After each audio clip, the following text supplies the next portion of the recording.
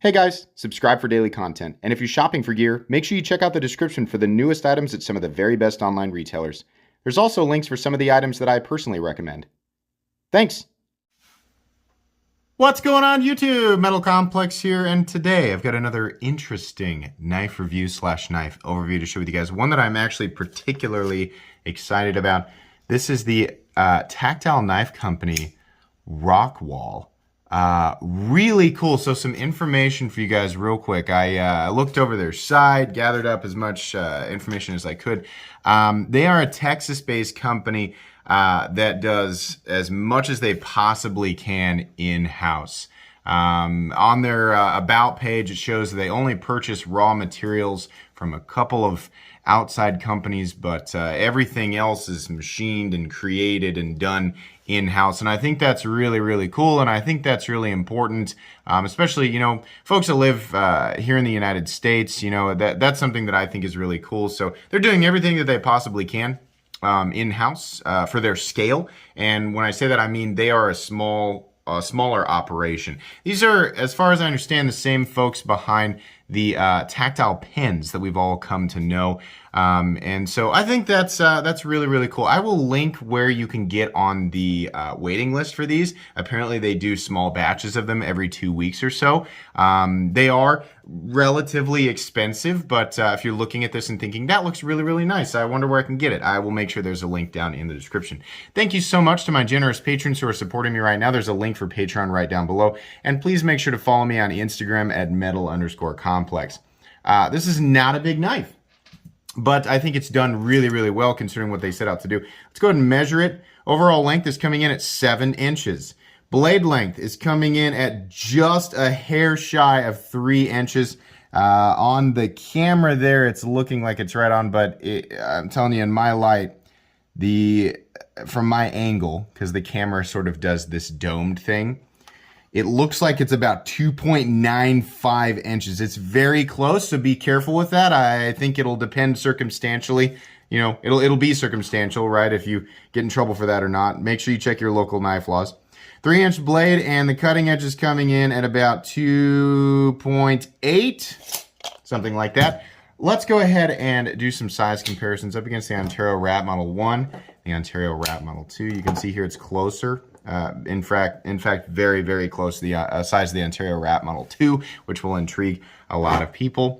How about up against the Benchmade Griptilian, or in this case, the Ritter Hogue, whoops, and the new permanent size comparison knife on this channel, the Benchmade Bug Out, which I think is a really nice size comparison with this. You can see here, this is slimmer and a little shorter than the Benchmade Bug Out. But I think it's kind of in the same philosophy of carry. Is that a thing? So there you go. A little smaller than the Bug Out. And last but not least, how about the Spyderco PM2 and the Spyderco Para 3? Definitely shorter and slimmer than both. Let me point out here that I was really impressed with the box. First off, you know, it comes with its authenticity card, which is pretty cool. Titanium, CTS XHP. Wonderful. We can see they're proudly made in the USA. I really, really appreciate not that I'm like biased one way or another. I make my own, you know, personal purchases. Most of my purchases, I try to, you know, being somebody who lives in the United States, I do like to buy US made products. I'm not saying that's the only thing that I buy. You know, I'll buy something no matter where it's made, as long as it's made with quality in mind. But it makes me happy to see that. And it also makes me happy to see on their website where they explain this is exactly what we're doing. This is what we're buying that's not, you know, something from the United States. We're buying raw materials from other companies. They're being very open about it, which is great. Companies should not be hiding this stuff, and they're not doing that. So this is cool. This is a metal card. I think that's really neat. But the box that it comes with is also cool. It's magnetic. And normally I don't get hung up on packaging because it's not like I'm going to carry the box around with you, but look at this. This is nice. I mean, it's just like a nice little touch, you know, like the knife sits neatly in there, and then you just clip that over there, and then it comes with sort of the box sheath, right? It's neat. They even used like a wax stamp on the whatever that's called on the casing or the housing for the card. But neat, nice little touch there. They don't have to do that. They can go, they can go full Rick Hinderer on the package if they want to. If you've ever received a Rick Hinderer knife, it's just, it's just a box. It's fine. There's nothing wrong with that. But it's kind of nice that they do that, right? Pretty cool. All right, let's do carry profile. So thickness up against the Spyderco Para 3. You can see that this is not a thick knife. In fact, it's actually coming in a little bit thinner than the Spyderco Para 3. Carry profile up against the PM2 and Para 3. Boy, this is a low profile knife. Length and height, nowhere near as long or as tall, even including the flipper tab on this guy. So that's great. Let's take a look at the inside of this. We do have, to my delight, we have a countersunk steel liner lock in there, and then can we see in there? Yeah, the titanium is milled out. I checked this. I'm pretty sure. Let me go again. Yeah, the liner is steel, which is fine because the steel steel interaction between the lock face and the tang is preferable, right? Then we have titanium outside. I've come to enjoy countersunk liner locks over titanium frame locks with the exposed frame. It's just a little easier, especially on a thinner profile like this. If this was a titanium frame lock, you would have this very narrow profile and this exposed frame lock, and you would have such little room to make sure that your fingers were in the right place. So, to keep the pressure off of the lock bar. So I really applaud their decision to do that. I'm just really happy with that. That's really cool. So blade stock thickness. We're obviously not looking at, anything that's ultra robust here, and that's definitely on purpose. Blade stock thickness on this guy, 95 thousandths, very thin blade. How about weight? This will almost certainly come in at ultra lightweight. 2.5 to 2.75 ounces. Yeah, 2.65 ounces. Anything under 3 ounces on this channel is ultra lightweight. And your blade to handle, overall weight to cutting edge ratio, right? Ounce and inch, that whole thing. Yeah, it's spot on. Really good carry ratios, and it's right there on the line. It's looking like my measurement, 2.95 ounces, which should make it an okay carry in areas that are 3 inches or less. It's very, very close, so be careful with that, but there's a lot of good here. Let's go ahead and do the hardware check. Get out my tools as per usual. My tools are very inexpensive and very recommendable. You can find them down in the My Tools section in my description. So we have, I believe, I read on their website, T8 across the board. Pivot is definitely a T8. We've got one on each side, which is fine. Not that big of a deal. And then we've got a couple of T8 screws down here. And then the pocket clip, you can see it actually sinks into the backspacer, which is, we're going to talk about that pocket clip. I love this pocket clip. It's so well done. But yeah, super minimal hardware. There's a couple of screws holding in the countersunk liner lock, but shouldn't be difficult to take apart. Should be pretty straightforward. So very nice. Very, very good. Let's talk about the presentation of this thing. So I traditionally don't like small, skinny, sort of compact knives. I'm not really all about maximizing that. While I do have the Benchmade bug out for a size comparison knife, mainly because there are so many people who have it, it's not my favorite style of knife. The quiet carry Waypoint, which I'm sure at this point a lot of people have pointed out that this looks similar to. There are enough differences here that this is definitely doing its own thing, right? The quiet carry Waypoint was a lot of people's favorite this or that in 2020. It was good. It just didn't resonate with me that well. And they did the whole like ultra mega stainless, right? And that's great. I think for people who really need that and want like the compact sort of thin profile, maximizing the amount of usable cutting edge to the, for how much it weighs, that whole thing. Yeah, sure. I don't really need that. So titanium and CTS XHP is fine. CTS XHP, by the way, is unfortunately in this day and age, not a steel we see enough of. CTS XHP is really good steel. It is a super steel. It is powder formed, made by Carpenter, right? We're talking about better edge retention than S30V, S35VN, S45VN. I believe better than LMAX. Not quite on the same level as M390, right? Stainless properties also not quite the same as M390, but it's definitely going to be tougher and easier to sharpen. It's kind of that middle ground between those two steel areas that I was talking about. It'd be hard pressed to find anything bad about the CTS XHP composition on anywhere on the internet. This is hardened to 61, which I believe is appropriate for CTS XHP. So I'm going to trust that it's done right. Check out Laren Thomas for more information, better information, more scientific information on steel. Happy with CTS XHP and really happy with their choice of materials here. What really makes me happy about this is how they've done the scales. I love textured titanium, and they're slightly, I mean, they're almost perfectly horizontal, just ever so slightly raised doing this diagonal thing, and then they come down and sort of fold over the chamfered edges.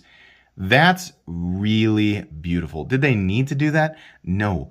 But they did, and I like it. And it just feels a little bit better in hand. It feels a little bit less slippery, right? Titanium that's smooth is too smooth, is too slippery. I love this texture stuff, and it's not so much that it's really going to tear up your pockets, but it's just really nice. On top of that, this is a shorter handle, so somebody, has got hands like mine. My hands aren't massive. People, maybe it's my fault, led people to believe that I have massive hands. No. I feel like I have pretty normal sized hands compared to other, I guess, men who are watching this channel, right? I don't know. Maybe you're a woman, you have hands bigger than mine. I don't know. That's probably not the right way to say that, right? My hands fit in an XL glove, and I found that an XL glove is commonly worn by a lot of people, so I'm not really convinced that my hands are all that big. If you've got hands that are larger than mine, your experience here might be a little bit different. If your hands are smaller, you probably have a similar experience, right? Etc. Very comfortable. Even for such a small, skinny knife, very, very comfortable. Not biting in here. See how they've done the jimping up here? Small but knocked down, right? So it doesn't feel uncomfortable. These areas all knocked down, everything. The liner to engage is ever so slightly raised above the scale. Just basically that jimping there, which gives you just enough room to get in there and engage with it without having to come at it this way. You want to come at it this way, right? It's nice. No double clutch, running on bearings, and surprisingly smooth for such a little blade. So little of that, the action is dependent on the weight of the blade because the blade doesn't weigh anything. It's just really smooth on the inside of the pivot, nice and consistent. Did I say running on bearings, right? Action's great. The ergonomics feel really good for such a small knife. The pocket clip, because of the way that they did it, really doesn't, I don't even notice that it's there. It feels like it doesn't have a pocket clip. This is nice. The jimping is even out where it should be, right? It's not saying you're going to be really bearing down on this thing, but you could, right? This is great. Those elements there that we're talking about. Now, moving on to the blade. Up here it says Tactile on the flat. Blade is a nice, simple drop point blade. We've got a swedge up here. Sort of tumbled. You can see a few of the machine. Can we see the grind lines a little bit? A little bit. I like how they did the tumbled finish, though. It looks really, really good. I am so glad that they decided not to do a machine satin finish. I am so sick of that. It looks way better like this. It just does. And I think it'll wear better anyway. Does it get thin behind the edge? Yeah. Yes, it does. Nice taper there, right? It doesn't have as much room to drop as a blade that's it's going to be taller, but it only starts out at 95 thousandths, right? This is not a blade that you're going to go digging around, right? Don't be prying stuff up with it. That's not the kind of knife it is, right? Get yourself if that's what you're doing with your knives, get yourself a fixed blade, or better yet, get yourself a pry bar. Get yourself the right tool, right? Not a knife. This is a EDC knife. I mean, as far as like what I consider an all-around sort of daily carry, light carry, compact carry EDC knife, right? And I think it just does perfectly in that role. Factory edge, nice, very sharp, feels great. CTS XHP, right? So it should last for a long time, and it shouldn't be too difficult to sharpen up. See the landing zone back here? They've carved this out just a little bit. It's nice, right? Nice little touch. The fit and finish on this thing is just awesome. It's really good. I love it. Backspacer, Very cool, nice, and just sort of, is it pretentious to say understated, right? I don't want to get too artsy with it, but it's sort of a minimalist, right? There's kind of a minimalist look to this thing, but it's not done in a way that's like, meh, meh. No, it's just like, this is what they set out to do. I don't know. I just appreciate this. How they've done the pocket clip is so cool. It looks great. This pocket clip is really, really good. So they've got it sort of mounted inside here, and there's some hidden screws underneath. But it looks good. It looks perfect with a knife, and they have this slightly raised bill, the continuous rise at the end, that effortlessly goes over the seam of your pockets. Easy in and out, right? One thing that bothers me is that they most likely intentionally left this gap right here between the pocket clip and the scales, right? Probably to make it that much easier to glide over your pants without this, texturing here to fray up a jeans pocket seam or something like that. I would actually like to see it contact. It's such a tiny little bit. I kind of want it to contact the frame from the factory, and I think it might be a good idea to just leave an area of the scales smooth right under the pocket clip. I think it'll work just fine. It's not that big of a deal, and it doesn't cause any functional disadvantage. It's just kind of I know there's a gap there, so I'm always doing this. Right? It's just a little nitpicky sort of thing. Is that a reason not to buy it? No, it's not even a problem. It's not even a flaw. This was obviously done intentionally. I've seen pocket knives where it's done unintentionally and they're just like, whatever. No, I think this was done 100% intentionally, but that's what I'd like to see. Small area under the pocket clip that has no texturing so that when it slides over the pocket, it's nice and smooth. And I'd like to see the pocket clip. This is just me. I'm not saying that they have to listen to me. But I just like to see that. This side of the knife, much the same as the front, considering, once again, we have a liner lock and not a titanium frame lock. This is done really well, by the way. You can see here that this is fully engaging at about 65% or so, which is perfectly fine. I don't have a problem with that. No blade play up, down, left, or right. Where's the stop pin? It's actually internal, and it's nested up here. You can see it right there. You see that bar that goes all the way across? It's nested right there. Stops it in the open and closed position. And your centering is spot on, which is great. And there is no detent lash. No click, click, click, click, click, anything like that. This is really good. And listen, guys, again, I'm somebody who likes a larger knife. Even though I don't need to carry a larger, more robust knife day to day, I don't care. I generally do because that's what I like to carry, right? However, I would carry this. I like this enough that I think I would really enjoy carrying it. This is going to make sense for, people who work outside. Not people, I need my super tough knife so I can pry the engine out of my 94 Chevy Silverado. No, okay, no, right? If you work outside, if you really need that, a more robust knife, then yeah, I mean, sure, I get it. Some people do heavier cutting tests, right? But most likely, if you work outside, you're probably going to have other tools around. So this works great if, you're wearing jeans, or if you're somebody who works in an office, especially, or if you're just, whatever, right? Going out on the town, as long as it's legal. This is going to be pretty easy to carry no matter who you are, no matter where you are, as long as it's legal, right? This is, I think, beautifully done. This is really, really good. How much is it? Remember, we have machined titanium scales, countersunk steel liner lock. We have this beautiful pocket clip, CTS XHP steel. Beautiful fit and finish, action, really, really great all the way around. No complaints here. We're looking at $300 USA made. I don't have a problem with that, guys. There's going to be people going, small knife, small money. Big knife, make big money, right? You've all heard that from me a million times. Don't get hung up on the small knife thing. This is great. This is highly, highly recommendable. I'm really impressed with this. And again, I'm not a small knife guy. I'm not a huge fan of small, slender, compact knives, right? This is something that makes me want to carry it. It's done really well. I don't really think there's anything else that I want changed other than that area underneath the pocket clip, right? And they could not do that, and it would still be like 99%. This is great. Check out the link in the description if you want to get on the waiting list. They release batches every 2 weeks. I mean, if all of a sudden they have a massive influx of demand, maybe that would change. But for now, at the time of this video, on their website, it says every 2 weeks. You don't even have to wait that long. Yeah. If you're looking for a knife in this territory, $300 is a lot of money. Not everybody's ready to fork over $300 for a lot of money. But if you're big on the American-made thing, you like this size, this profile of knife, right? You're looking for something that is of high quality and function, balance, all of that stuff. Yeah, this is really good. Was this made in was this released in 2021? If it was, I'm not sure. I don't know if this was or not. Truthfully, I couldn't find any information on that. But if it was, this is one of my favorite things of 2021, easily.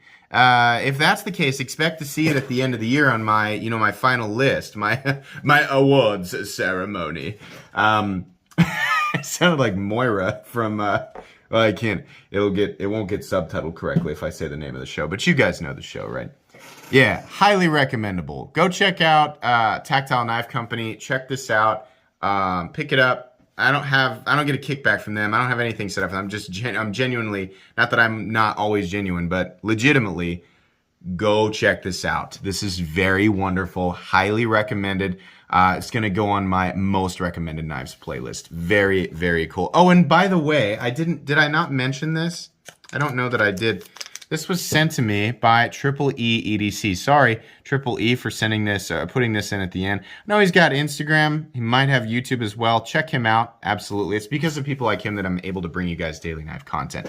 Make sure you follow me on Instagram at metal_complex. If you enjoyed this video, leave a like. If you'd like to check out my other content, I do, of course, have lots of videos of knives that are either expensive or inexpensive that I do or don't like, so check those out. And if you enjoy all my content, go ahead and click on that Metal Complex logo right there and subscribe, because there's definitely more coming. Thanks again for watching, everybody, and have a great day.